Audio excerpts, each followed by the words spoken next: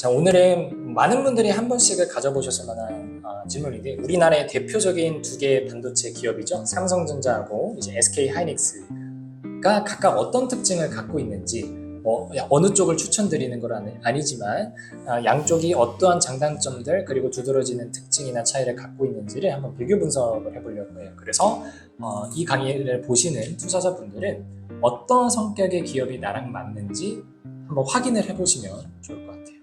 먼저 투자하시는 주주 입장에서 삼성전자랑 SK 하이닉스가 어떤 차이가 있는 것 같으세요? 라고 물어보면 보통은 이런 식으로 대답들을 많이 하세요.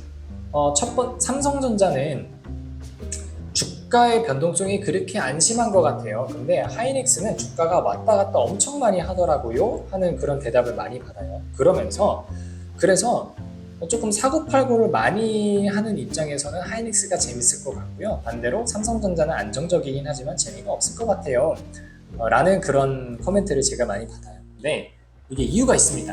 삼성전자하고 하이닉스가 재무제표 분석을 해보시면 주가가 그런 식으로 움직일 수밖에 없는 경향성이 나타나 있어요. 한번 보실게요.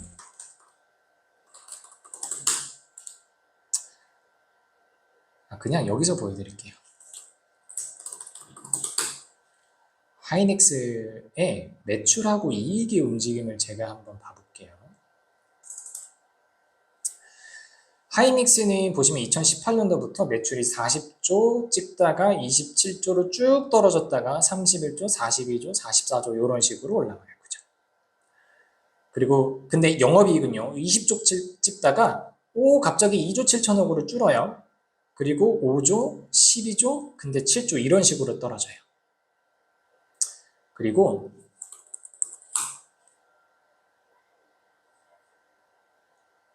삼성전자를 제가 오른쪽에 한번 띄워볼게요. 예, 띄워져 있네요. 삼성전자 보시면 매출이 2018년도 243조, 230조, 236조, 279조, 302조 이런 식으로 찍어요. 그리고 영업이익은 58조, 27조, 35조, 51조, 43조 이런 식으로 움직이거든요. 제가 어떤 거를 좀 말씀드리고 싶냐면 이익의 움직임이에요. 이익의 움직임. 아마 약간 왜 이러지 할 만한 그런 시기가 2019년도일 거예요. 두 개 기업 모두 다. 이익이 굉장히 많이 떨어졌어요. 하이닉스는 20조에서 2조 7천억으로 떨어졌고요. 삼성전자는 58조에서 27조로 반토막이 나요. 근데 저는 어떤 거에 좀 집중을 하고 싶냐면 어떤 기업이 이익이 더 많이 떨어졌죠? 비율로 치면. 그쵸?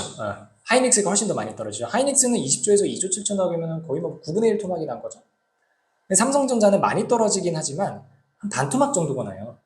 그러니까 비중으로 치면은 삼성전자는 이익도 그렇게 많이 안 떨어지는 거예요. 되게 안정적인 거예요. 근데 하이닉스는 보시면은 이익이 움직이는 그 변동이 굉장히 큽니다. 왜 그럴까요? 이유가 있습니다. 이 삼성전자하고 하이닉스가 영위하는 사업의 특징을 보시면 돼요. 여러분, 하이닉스는 어떤 기업이죠?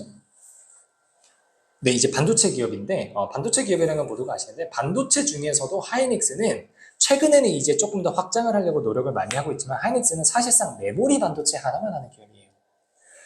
반도체는 메모리 반도체하고 비메모리 반도체가 있는데, 우리나라 반도체가 잘하는 게 이제 메모리 반도체예요. 그 중에서도 하이닉스는 메모리 반도체 중에서 D램하고 네드 플래시를 잘하고 있는 기업인데, 물론 점유율로 치면은 삼성전자한테 밀리기는 해요. 그래도 메모리 반도체를 글로벌 탑3 중에 하나로 지금 들어가 있는 상황입니다.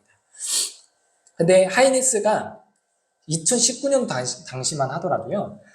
전체 사업 포트폴리오가 사실상 메모리 반도체 밖에 없었다고 봐도 무방해요. 그렇기 때문에 메모리 반도체 산업의 경기가 움직이는 거에 따라서 하이닉스는 굉장히 실적 변동이 큰 거죠. 네. 근데 삼성전자는 어떻죠? 삼성전자는 반도체를 하기는 하지만 그리고 메모리 반도체를 엄청 잘해요. 근데 메모리 반도체만 하진 않아요. 비메모리 반도체도 합니다. 물론 이제 파운드리가 TSMC한테 맨날 깨지고 이제 설계 쪽도 엑시노스가 그렇게 잘 안 되고 그런 여러 가지 이슈들이 있지만 삼성전자 어쨌든 사업부 비즈니스 모델이 다변화되어 있다는 거죠. 그리고 삼성전자는 반도체만 하지 않아요. 핸드폰도 하죠. 가전도 하죠. 하만이라는 사업을 통해서 전장 사업도 하죠. 자회사 삼성 디스플레이 통해서 디스플레이 패널 사업도 하잖아요.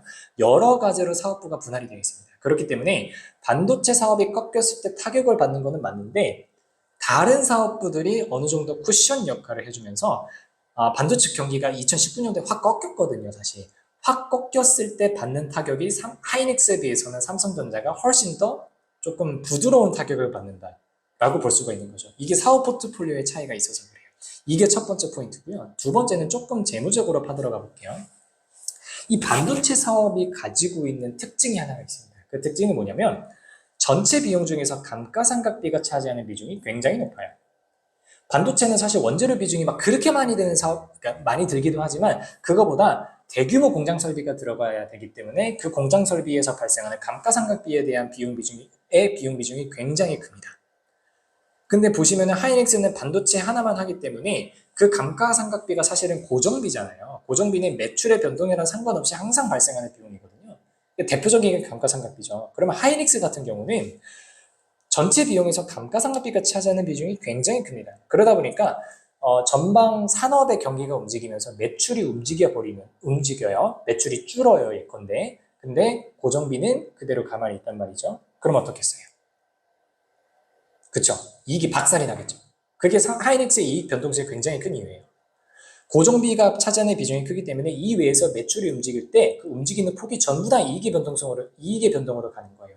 이게 만약에 하이닉스의 비용 구조가 원재료 비용 같은 변동비가 큰 비중이었다면 매출이 줄면은 비용도 같이 줄면서 이익이 감소하는 폭이 어느 정도 완화가 돼줘야 되는데 감가상각비라는 고정비가 크기 때문에 매출이 줄어버리면 전부 다 지금 이익이 박살나는 구조로 이어지는 거죠.